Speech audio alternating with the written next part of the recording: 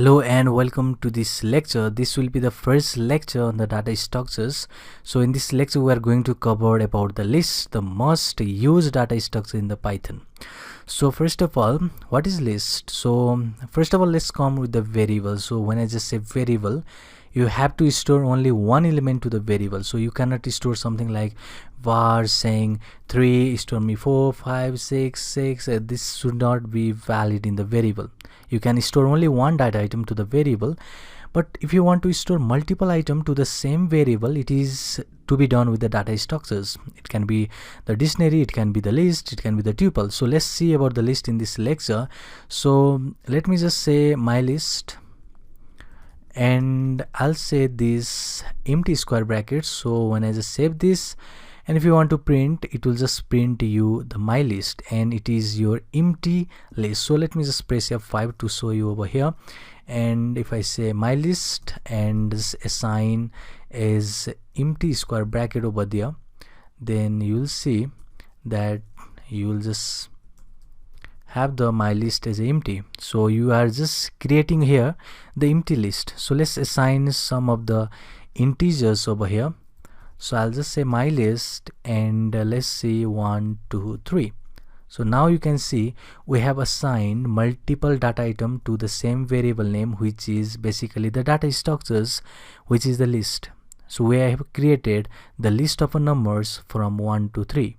You can also make a list with the mixed data types. So we have learned from the previous couple of lectures, we have the couple of types, the basic fundamental data types in a Python.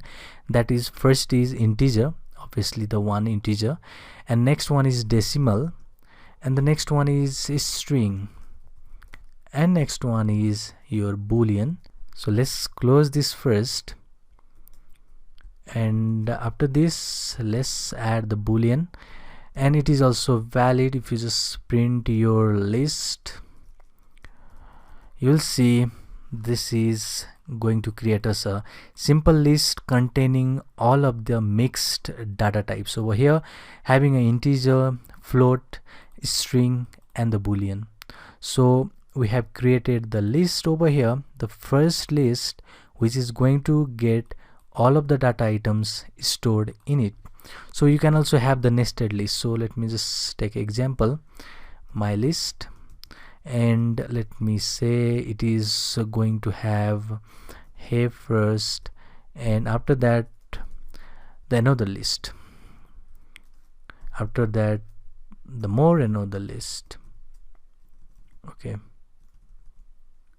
after that the another list again.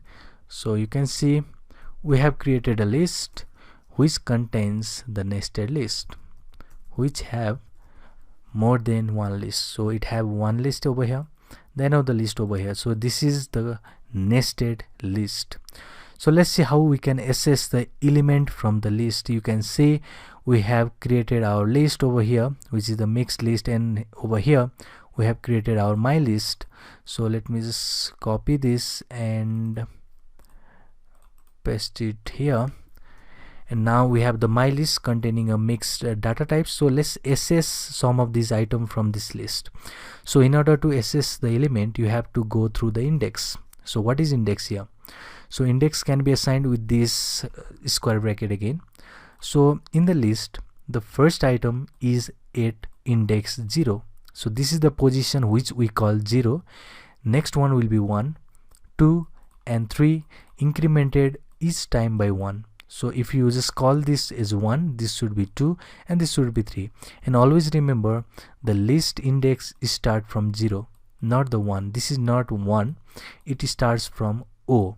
So if I say my list O, then it is going to give us 1. And if I say my list, and this time 1, okay, 1, then it is going to give us the second element of the list, but the index having 1. So this is the way to just access the list. If you want to have this to be printed, you can do in the two ways. I'll say my list. First way is to count from 0, 1, 2, 3. It should be as 3. And another way is to have the negative indexing. So this is important. Negative indexing is from the -1. If you want to print this true, it should be at -1, and you have to just decrement again. It should be -1, it should be -2, it should be -3, and -4. If I want this 1, it should be -4, which is called the negative indexing over here. So we have got 1, which is at the position of -4, which is our negative indexing. So next thing is to slice the list. Now slice is to get part of the list. We want to get the multiple element of a list as a slice. So same as the pizza slice, we want to get some part of the list. So in order to get some part of list, let me create big list for now. So instead of this list, let me just clear and open the new console, and now let me just create now big list over here. So this will contain the basically, okay, I'll just say 1 2 3, so the random elements over here.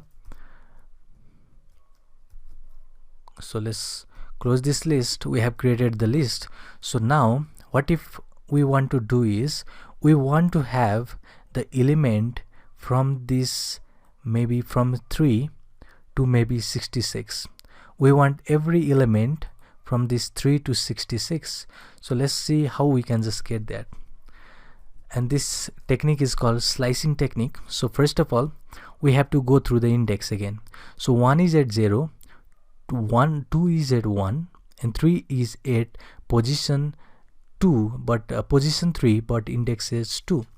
So we'll just go from 2 because we want to include 3, and we have to give the colon, and we want to reach at 66. So this is as 2, 3, 4, and 66 is 5. So if you just pass 5 here, this is the explicit position, so this is not included. If you want to include this 5th position, you have to pass 6, because this position is going to be ignored. So 6th position here, or the 6th index, is at 7, and this is not included.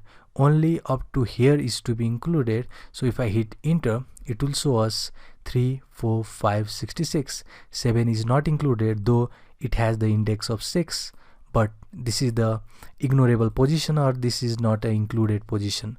If you just pass my list, and from 2 to 5 again, which is the position of 66 index, it will just give us 3, 4, 5, but not 66. This is the ignorable position.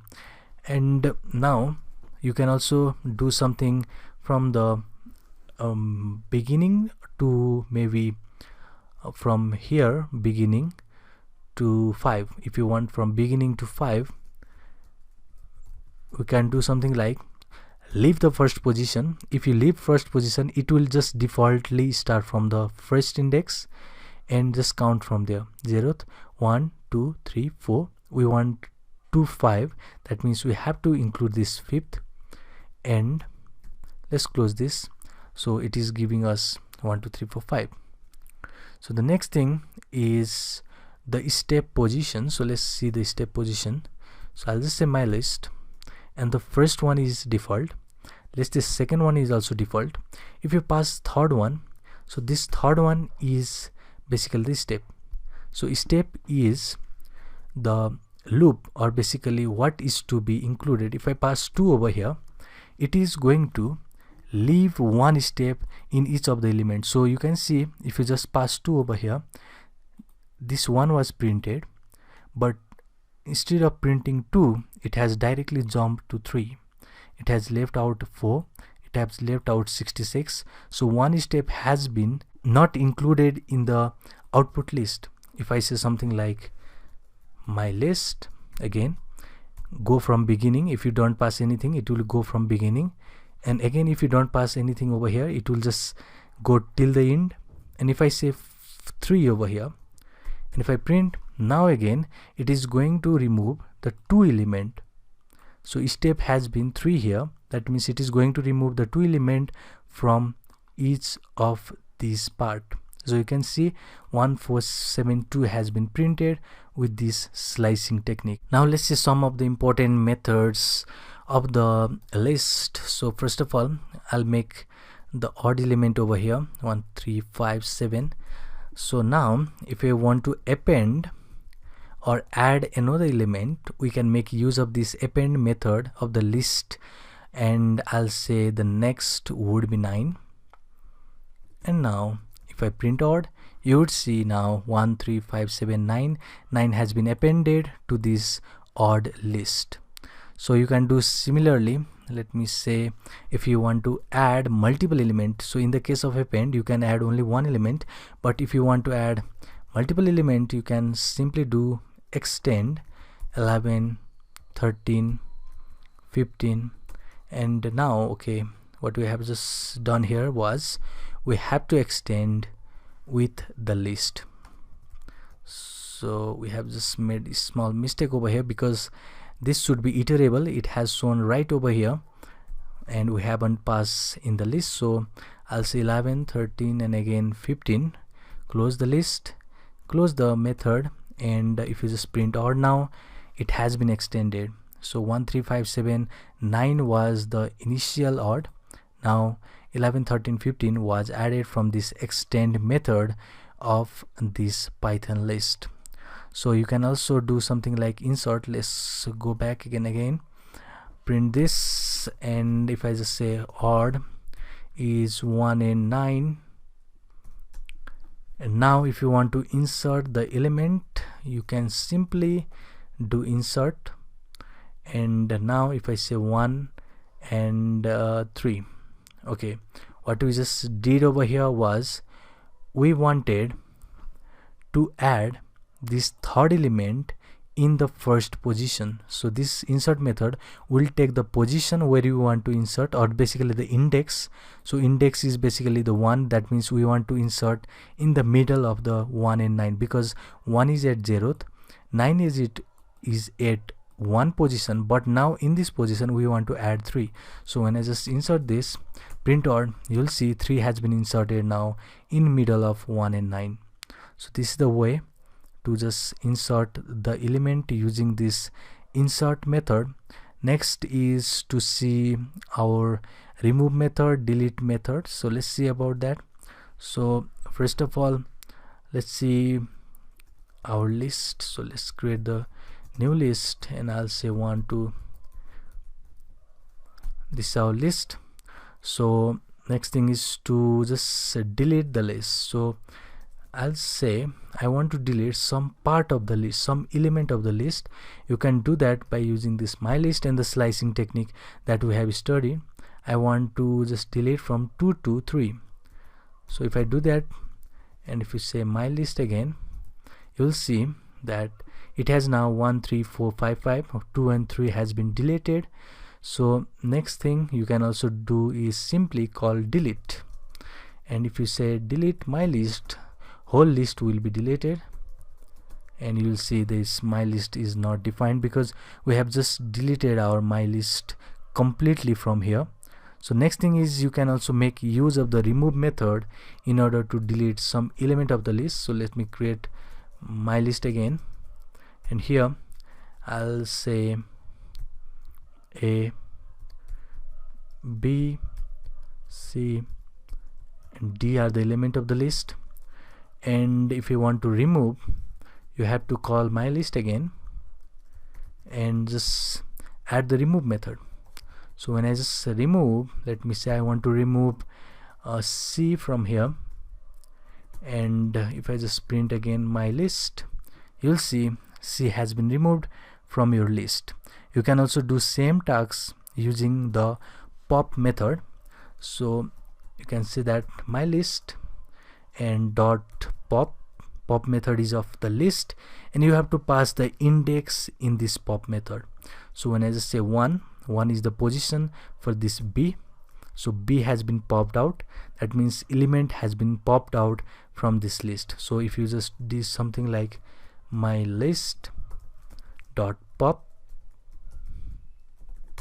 it is going to give us as a default the last element of the mylist, which is in this case the pop. That means it is going to get the last index, which is -1 index, if default value is passed or nothing value is passed in the pop method. It is going to get us the last element of the list. So these are the couple of functions which are important functions of the Python list. So we have couple of lectures to learn about the data structures in the upcoming lecture. We have seen bunch of the method like insert, like pop method, and remove, insert, append, every method which is important in the list. You can also take a look on this len method, which is going to give us the length of the list. And this is the one, because we have just popped out every element, only my list has the one element, which is a, so it is going to give us the length of the list as a 1. So these are the couple of functions we have learned in this lecture.